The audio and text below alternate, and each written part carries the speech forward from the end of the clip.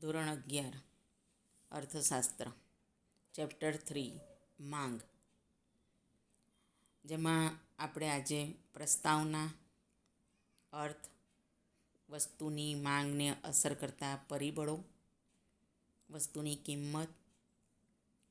કિંમત સિવાયના પરિબળો, વ્યક્તિની અભિરુચિ, પસંદગી, આવક, સંબંધિત વસ્તુઓની કિંમત, અવેજી વસ્તુની કિંમત, પૂરક વસ્તુની કિંમત, ભવિષ્યની કિંમતો અંગેની અટકળો, વસ્તી અને વસ્તીનું વયજૂથ, માંગનો નિયમ, ધારણાઓ, માંગના નિયમની સમજૂતી, આવક અને અસર, એના વિશેનો અભ્યાસ કરશું.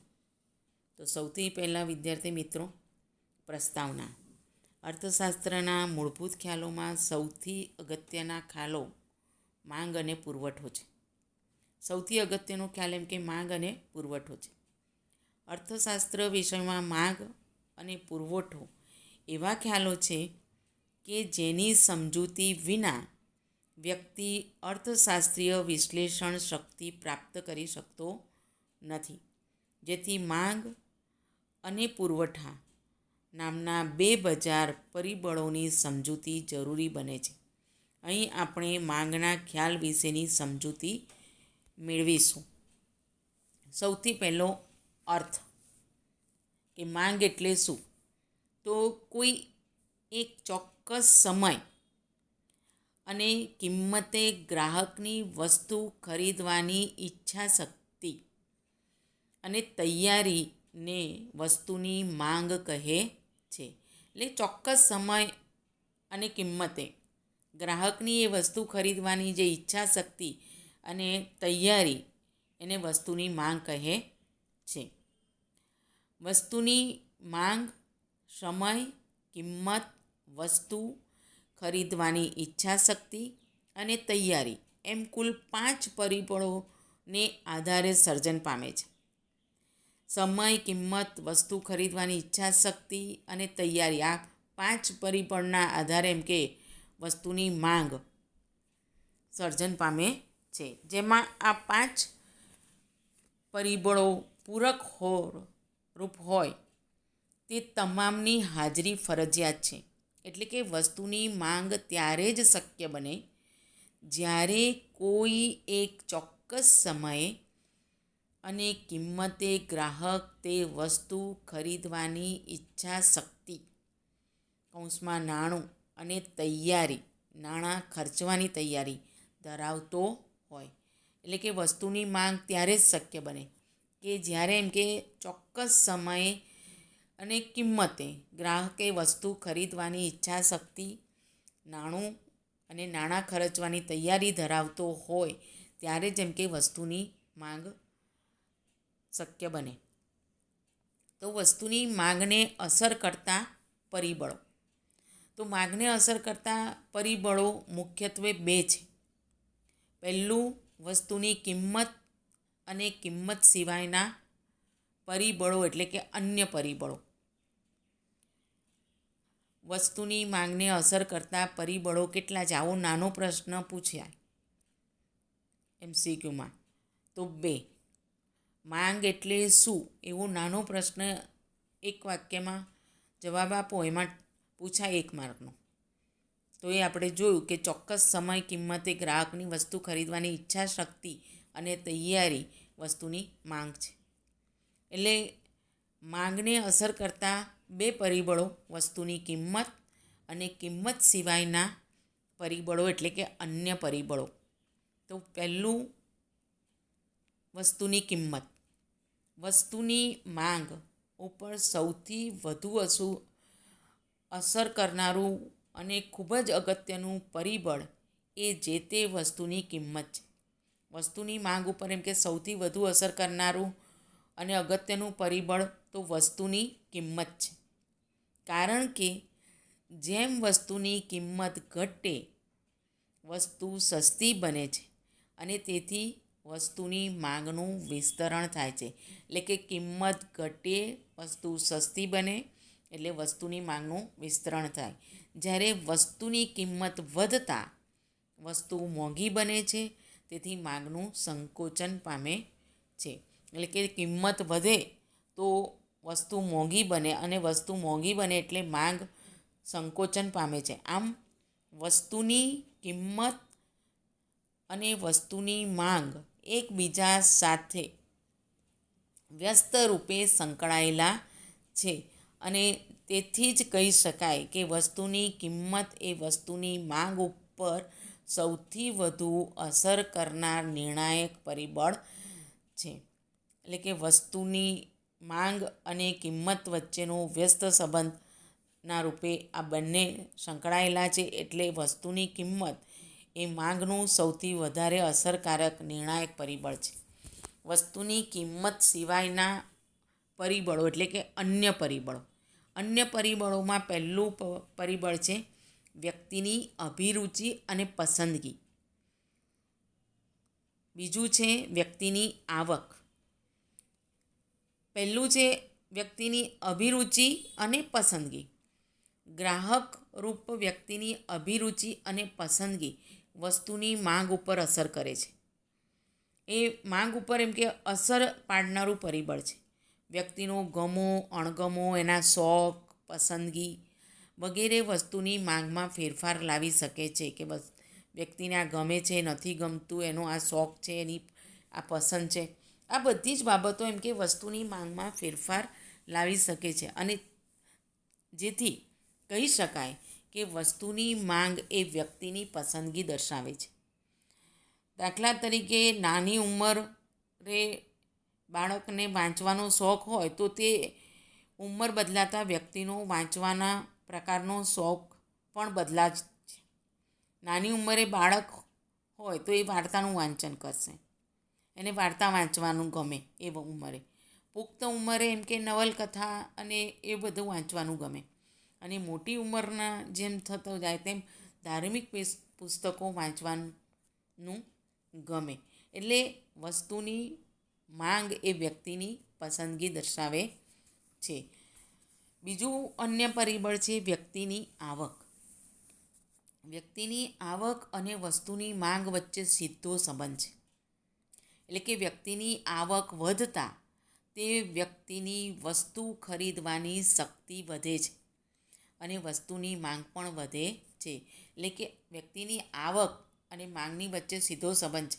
વ્યક્તિની આવક વધે તો એ વસ્તુ ખરીદવાની શક્તિ એની વધે છે અને વસ્તુની માંગ વધે છે. જ્યારે વ્યક્તિની આવક ઘટતા વ્યક્તિની ખરીદ શક્તિમાં થતો ઘટાડો એ વસ્તુની માંગને પણ ઘટાડે છે. અહીં નિમ્ન ગુણવત્તાવાળી વસ્તુઓ અપવાદરૂપ વસ્તુઓ બને છે કારણ કે આવી વસ્તુઓની માંગ અને વ્યક્તિની આવકમાં વધારો થવા છતાં ઘટે છે. ત્રીજું છે સંબંધિત વસ્તુઓની કિંમત. અન્ય પરિબળમાં ત્રીજું છે સંબંધિત વસ્તુઓની કિંમત. સામાન્ય રીતે વસ્તુઓને અન્ય વસ્તુઓ સાથે બે પ્રકારનો સંબંધ હોય છે. વસ્તુઓને બે પ્રકારનો સંબંધ હોય છે અન્ય વસ્તુઓ સાથે. એક પહેલો અવેજીપણાનો સંબંધ અને બીજો પૂરકપણાનો સંબંધ. આ પ્રકારની વસ્તુઓને સંબંધિત વસ્તુ અને તેવી વસ્તુઓની કિંમતને સંબંધિત વસ્તુઓની કિંમત કહેવામાં આવે છે. તો અવેજી વસ્તુની કિંમત. એક વસ્તુના સ્થાને બીજી વસ્તુ જરૂરિયાત સંતોષવા માટે વાપરી શકાતી હોય તો તેવી વસ્તુઓને અવેજી વસ્તુ કહે છે. એટલે કે જરૂરિયાત સંતોષવા માટે એમ કે એક વસ્તુના સ્થાને બીજી વસ્તુ વાપરી શકાતી હોય તો એવી વસ્તુને અવેજી વસ્તુ કહે છે.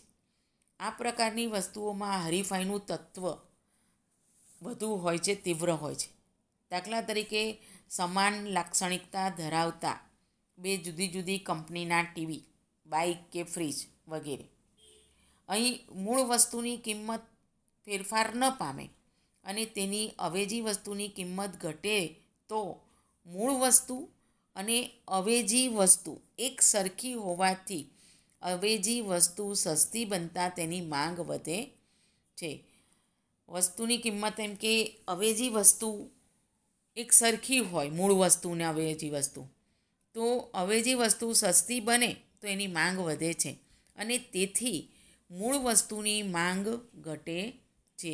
આવું વિરુદ્ધ દિશાના ફેરફાર વખતે પણ બને છે, જે સ્પષ્ટ કરે છે કે અવેજી વસ્તુની કિંમત મૂળ વસ્તુની માંગને અસર કરે છે. પૂરક વસ્તુની કિંમત. પૂરક વસ્તુ એટલે જે તે વસ્તુનો ઉપયોગ કરવા માટે જરૂરી એવી બીજી વસ્તુ. પૂરક વસ્તુ એટલે જે તે વસ્તુનો એમ કે ઉપયોગ કરવો હોય એના માટે જરૂરી એવી બીજી વસ્તુ. આવી વસ્તુઓ હંમેશા એમ કે એકબીજા સાથે જોડાયેલી હોય છે. પૂરક વસ્તુઓ હંમેશા એમ કે એકબીજા સાથે જોડાયેલી હોય છે. એક વસ્તુના વપરાશ માટે બીજી વસ્તુ વાપરવી આવશ્યક હોય તો તેવી વસ્તુઓ એકબીજાની પૂરક વસ્તુઓ કહેવાય છે. એટલે કે એક વસ્તુના વપરાશ માટે બીજી વસ્તુ વાપરવી આવશ્યક હોય તો એકબીજાની પૂરક વસ્તુ કહેવાય. દાખલા તરીકે મોબાઈલ અને સિમ કાર્ડ, એસી અને વીજળી, ચશ્માની ફ્રેમ અને તેના કાચ. અહીં મૂળ વસ્તુની કિંમતમાં ફેરફાર ન થાય, પણ પૂરક વસ્તુની કિંમત વધે તો મૂળ વસ્તુ અને પૂરક વસ્તુ બંને એકબીજાથી જોડાયેલા હોવાથી પૂરક વસ્તુ મોંઘી બનતા તેની માંગ ઘટતા મૂળ વસ્તુની માંગ પણ ઘટે છે. એટલે કે પૂરક વસ્તુની કિંમત વધે તો મૂળ વસ્તુ અને પૂરક વસ્તુ એકબીજા સાથે જોડાયેલા છે અને એટલે પૂરક વસ્તુ મોંઘી બને તો તેની માંગ ઘટે અને એની માંગ ઘટે તો મૂળ વસ્તુની પણ માંગ ઘટે છે. આવું તેનાથી વિરુદ્ધ દિશાના ફેરફાર વખતે પણ બને છે, જે સ્પષ્ટ કરે છે કે પૂરક વસ્તુની કિંમત મૂળ વસ્તુની માંગને અસર કરે છે. ભવિષ્યની કિંમતો અંગેની અટકળો.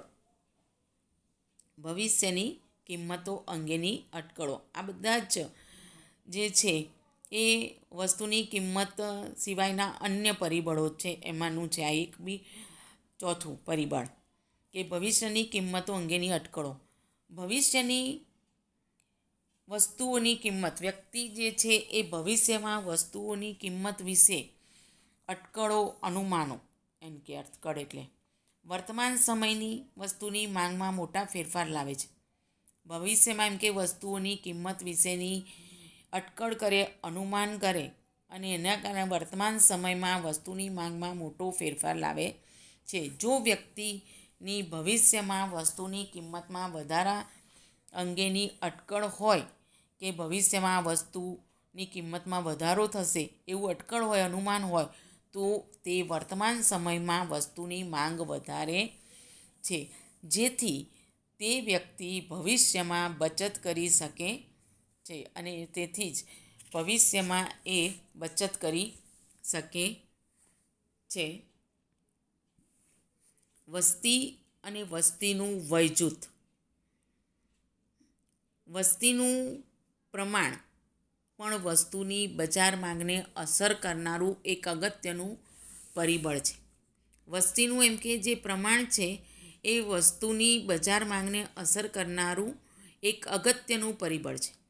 દેશની વસ્તી, જનસંખ્યા જેટલી હોય તેના પ્રમાણમાં જ વસ્તુઓની વપરાશ થતી હોય છે અને એટલે કહી શકાય કે વસ્તી વધે તો વસ્તુઓની માંગ પણ વધશે અને વસ્તી ઘટે તો વસ્તુઓની માંગ પણ ઘટશે. એટલે વસ્તીના વય જૂથના થતા ફેરફારો પણ વસ્તુની માંગમાં ફેરફાર લાવે છે. આ બધા જ વસ્તુની કિંમત સિવાયના અન્ય પરિબળો જે છે એ અન્ય પરિબળોની અંદર એનો સમાવેશ થાય છે.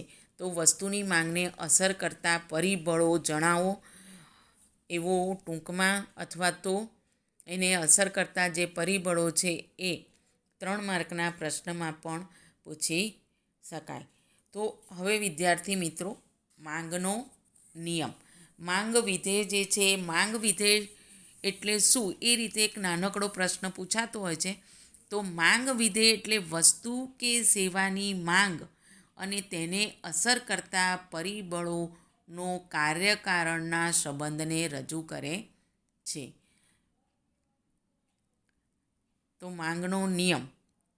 વસ્તુની કિંમત અને વસ્તુની માંગ વચ્ચેના સંબંધની સમજૂતી આપતા નિયમને માંગના નિયમ તરીકે ઓળખવામાં આવે છે. એટલે કે વસ્તુની કિંમત અને વસ્તુની માંગ વચ્ચેનો જે સંબંધની સમજૂતી આપતો જે નિયમ છે એને માંગના નિયમ તરીકે ઓળખવામાં આવે છે.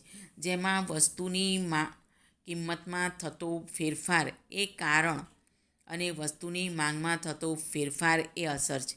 જેમાં એમ કે કિંમતમાં થતો ફેરફાર એ કારણ અને માંગમાં થતો ફેરફાર એ અસર છે. આ નિયમ પ્રોફેસર આલ્ફર્ડ માર્શલે રજૂ કર્યો છે. આલ્ફર્ડ માર્શલે રજૂ કરેલો માંગનો નિયમ જણાવો, આવો નાનો પ્રશ્ન પૂછી શકાય. જો અન્ય પરિબળો યથાવત રહે તો વસ્તુની કિંમત ઘટતા વસ્તુની માંગનું વિસ્તરણ થાય છે. જો અન્ય પરિબળો યથાવત એટલે જેમ છે તેમ જ રહે તો વસ્તુની કિંમત ઘટે તો વસ્તુની માંગનું વિસ્તરણ થાય છે. જ્યારે વસ્તુની કિંમત વધે તો વસ્તુની માંગનું સંકોચન થાય છે. એટલે કે કિંમત ઘટે તો માંગનું વિસ્તરણ થાય અને કિંમત વધે તો માંગનું સંકોચન થાય છે. આમ વસ્તુની કિંમત અને તેની માંગ વચ્ચે વ્યસ્ત સંબંધ છે. કિંમત અને માંગ વચ્ચે રહેલો વ્યસ્ત સંબંધ સ્પષ્ટ કરો, આવો નાનો પ્રશ્ન પણ પૂછી શકાય. તો વસ્તુની કિંમત ઘટતા વસ્તુની માંગનું વિસ્તરણ થાય અને વસ્તુની કિંમત વધતા વસ્તુની માંગનું સંકોચન થાય છે.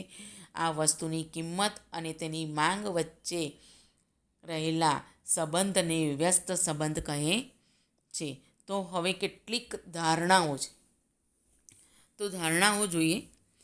વસ્તુની કિંમત અને તેની માંગ વચ્ચેનો વ્યસ્ત સંબંધ દર્શાવતો નિયમ કેટલીક ધારણાઓ ઉપર રચવામાં આવ્યો છે. એટલે માંગના નિયમની ધારણાઓ જણાવો, આવો ટૂંકમાં પણ પૂછાય અને છે પ્રશ્ન.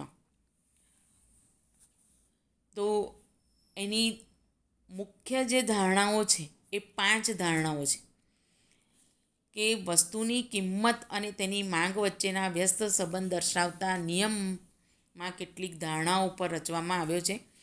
આ નિયમમાં કિંમત સિવાયના માંગને અસર કરતા પરિબળોને સ્થિર ધારી લેવામાં આવે છે. માંગને અસર કરતા જે પરિબળો છે એને સ્થિર એટલે કે યથાવત ધારી લેવામાં આવે છે. તો આ ધારણાઓ નીચે મુજબ છે. પહેલી ધારણા છે ગ્રાહકની અભિરુચિ અને પસંદગી સ્થિર રહે છે. ગ્રાહકની અભિરુચિ અને પસંદગી સ્થિર રહે છે. બીજી છે ગ્રાહકોની આવક સ્થિર રહે છે. ત્રીજી ધારણા છે અવેજી અને પૂરક વસ્તુની કિંમતો સ્થિર રહે છે. ચોથી ધારણા ભવિષ્યની કિંમતો અંગેના અનુમાનો કરવામાં આવતા નથી. અને પાંચમી ધારણા વસ્તીનું પ્રમાણ સ્થિર રહે છે. આ 5 માંગના નિયમની ધારણાઓ. હવે માંગના નિયમની સમજૂતી. માંગના નિયમની સમજૂતી માંગની અનુસૂચિ, આકૃતિ અને વિશ્લેષણ ઉપર આધારિત છે, જે નીચે મુજબ છે. માંગની અનુસૂચિ. કોઈ એક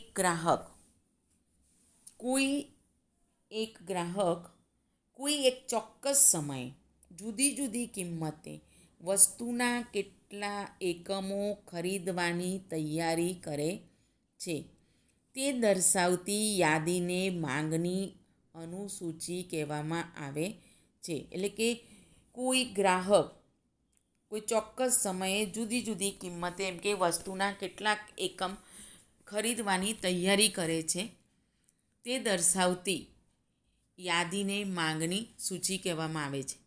કાલ્પનિક અનુસૂચિ દ્વારા આ બાબતને સમજી શકાય.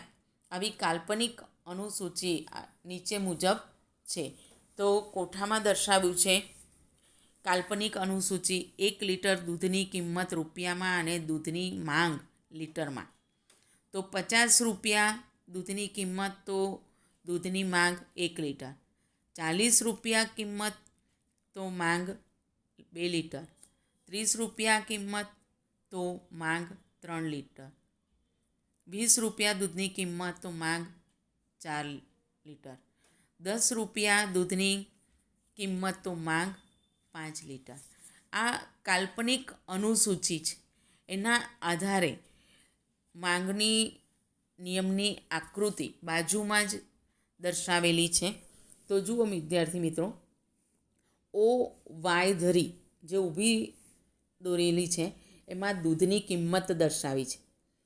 0, 10, 20, 30, 40, 50, 60. અને ઓ એક્સ ધરી જે આડી દૂધની માંગ લીટરમાં, તો 0, 1, 2, 3, 4, 5, 6. આ દૂધ આડી ધરી ઉપર ઓ એક્સ ધરી ઉપર દૂધની માંગ લીટરમાં દર્શાવી છે કે 1 litre, 2 litre, 3 litre, 4 litre, 5 litre, 6 litre.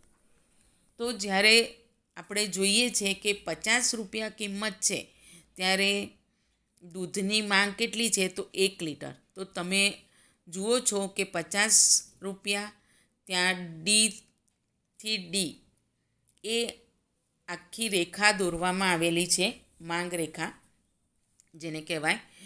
એ 1 લીટર છે તો એ બિંદુ ઉપર દર્શાવ્યું છે. 40 રૂપિયા માંગ છે એની કિંમત, ત્યારે એની માંગ છે 2 લીટર, તો 40 બી બિંદુ ઉપર.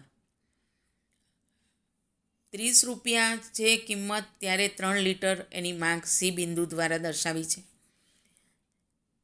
20 રૂપિયા જ્યારે છે ત્યારે દૂધની માંગ જે છે એ 4 લીટર છે, ડી દ્વારા દર્શાવ્યું છે. અને જ્યારે 10 રૂપિયા છે ત્યારે દૂધની માંગ ઈ બિંદુ દ્વારા 5 લીટર દર્શાવી છે. આ ડી એ બી સી ડી ઈ દ્વારા આપણને પ્રાપ્ત થતી માંગ રેખા છે. એટલે દૂધ માંગના નિયમની આકૃતિ છે આ અનુસૂચિ જે કાલ્પનિક છે એના આધારે. તો આકૃતિમાં એક્સ ધરી ઉપર દૂધની માંગ લીટરમાં અને વાય ધરી ઉપર દૂધની લીટર દીઠ કિંમત દર્શાવી છે. અનુસૂચિ મુજબ આકૃતિ દોરતા બિંદુઓ એ બી સી ડી ઈ પ્રાપ્ત થાય છે. આ પ્રત્યેક બિંદુ જુદી જુદી કિંમતે થતી દૂધની લીટર દીઠ માંગ દર્શાવે છે. આ બિંદુઓને જોડતી રેખા ડી એ માંગ રેખા છે. આકૃતિમાં એ બિંદુ દર્શાવે છે કે દૂધની 50 રૂપિયે લીટર કિંમતે 1 લીટર દૂધની માંગ થાય છે. બી બિંદુ દર્શાવે છે કે દૂધની 40 રૂપિયે પ્રતિ લીટર કિંમતે 2 લીટર દૂધની માંગ. ઈ બિંદુ દર્શાવે છે કે દૂધની પ્રતિ લીટર 10 રૂપિયે કિંમતે 5 લીટર દૂધની માંગ થાય છે. આમ આકૃતિમાં બિંદુઓ એ બી સી ડી ઈને જોડતા ડી માંગ રેખા પ્રાપ્ત થાય છે, જે ડાબી બાજુથી જમણી બાજુ ઉપરથી નીચે તરફ ગતિ કરે છે. એટલે કે આકૃતિમાં ડી માંગ રેખા ઋણ ઢાળ ધરાવે છે. વિશ્લેષણ: વસ્તુની કિંમત અને તેની માંગ વચ્ચેનો વ્યસ્ત સંબંધ નીચે મુજબના 2 કારણોની મદદથી સમજી શકાય છે. પહેલું, આવક અસર.